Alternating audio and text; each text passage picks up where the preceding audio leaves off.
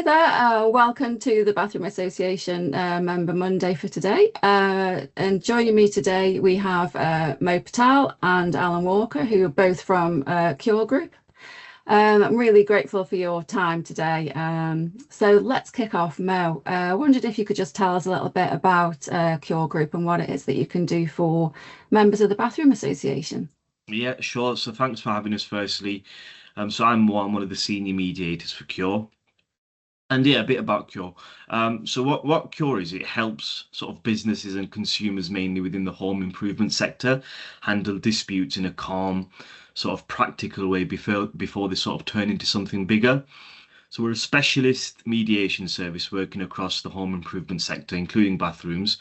So when sort of issues crop up around workmanship, contracts, payments, delays or customer complaints, we act as an independent third party to help both sides talk things through and reach a fair outcome.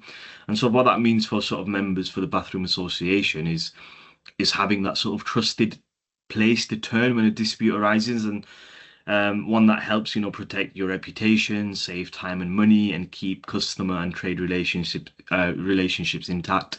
There will be times where, members have issues with customers and they sort of reach situations where they can't come to an agreement. And naturally, what everyone thinks is, this may turn into sort of a legal forum, or that's where our next focus is going to be to resolve the issue. Whereas that's where we come in. We can sort of save you a lot of time, a lot of money, and have that sort of use our sort of specialist experiences and techniques where we can bring both parties to the table and sort of come to that sort of compromise. Yeah, so it's all about mediation rather than taking any serious next steps. Exactly that. It's so important for, like I said earlier, protecting reputations for members. The last thing a consumer or a member wants to do is to go to court. These things can take a lot of time if it goes to court, a lot of effort, a lot of cost. And that's where we come in. We're experienced, we deal with cases um, day in, day out. We are specialists within the home improvement sector as well. So we know exactly sort of what we're looking at in terms of contractual issues. It could be monetary issues, it could be workmanship, and that's where we can come in and sort of have those constructive conversations with both parties. Great. And as we are still in fairly early 2026, what kind of things do you have planned this year? Are you expecting a big uptick in your need for your services? Yeah, 100%. 2026 is definitely shaping up to be a busy year, sort of for the home improvement sector generally. With the new warm home grants being introduced, we're expecting, increased demand and more sort of customer footfall really across bathrooms and the wider home improvement market, which means, more projects naturally mean more conversations and sometimes more challenges. So having, I think, the right support in place is definitely key. And I think another really important one is at the same time, sort of the UK justice system is increasingly encouraging mediation as a first step before legal action. And sort of that shift reflects what we see every day. Disputes are often resolved faster, more affordably, and with far better sort of outcomes when they're dealt with early and constructively. And again, what sort of that means for your members is it makes mediation an increasingly sort of important tool for them in 2026, not just for resolving disputes when they arise, but sort of for protecting businesses as activity effectively across the sector continues to grow. Yeah. And you are expecting that to increase this year, obviously with the Warm Homes Grant, repair and maintenance issues in the house. There's a construction activities quite can be quite subdued, but in that area you're expecting it to actually increase a bit more. Yeah, exactly. With the warm home grants and people wanting to get sort of work done within the house, we'll be only expecting it to get busier. And naturally, when it gets busier, there can be times where installers and consumers can't come to an agreement. And like I said earlier, this could allude to sort of contractual issues, workmanship, customers are not happy, there could be monies outstanding, and they can't sort of sort it out between themselves. And that's where we come in. We can really help, use our sort of techniques to, speak to both parties and encourage sort of mediation and come to sort of that sort of compromise. Oh, that's great. So it'd be really useful to understand and perhaps to hear about a couple of case studies, maybe. So, Alan, do you have any case studies that you could share with us where, where you can show what you've actually achieved for people? Yeah, absolutely. I mean, a typical example, we talk about workmanship and workmanship issues. I mean, nobody sets out to run a business and to have problems and to find themselves in this position, but we know invariably life happens and things happen.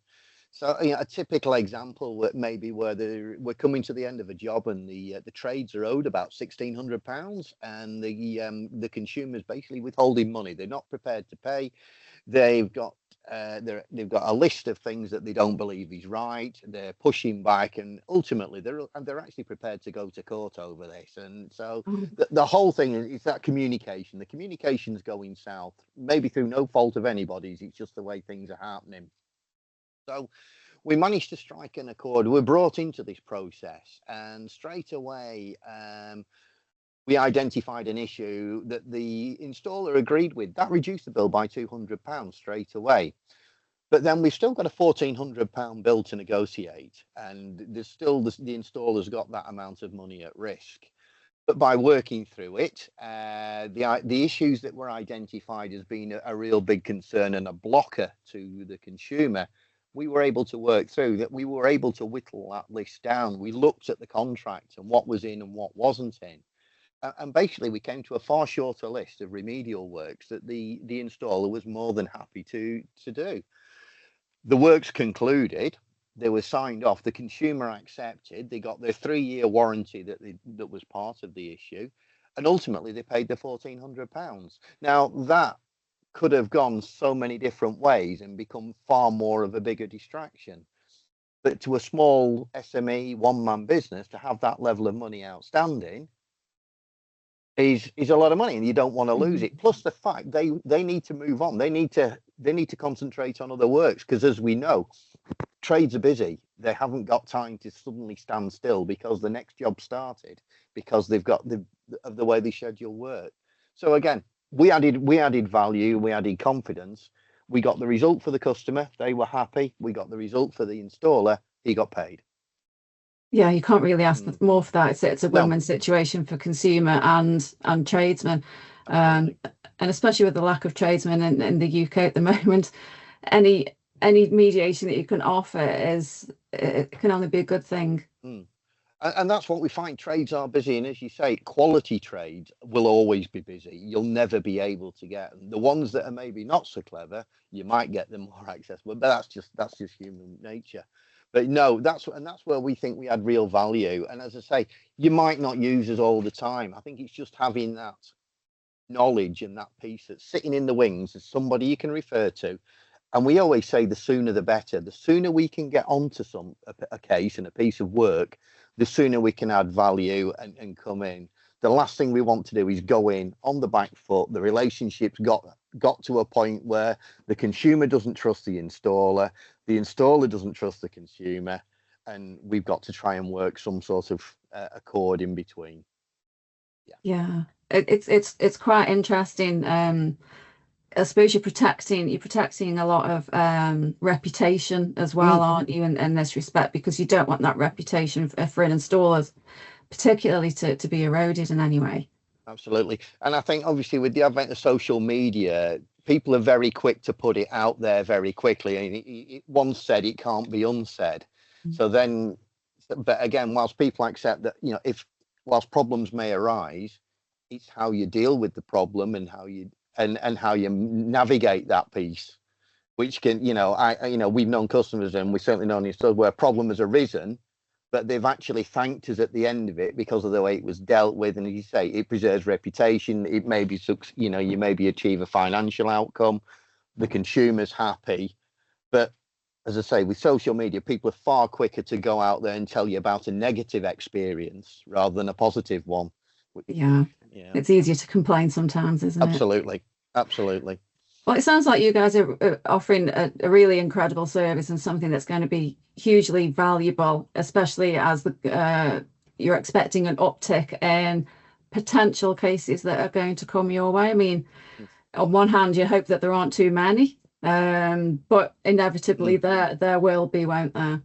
Well, if we're busy, it means the trades are busy. It means the work's there. That's, you know, so that's only a good thing for everybody, you know. Yeah.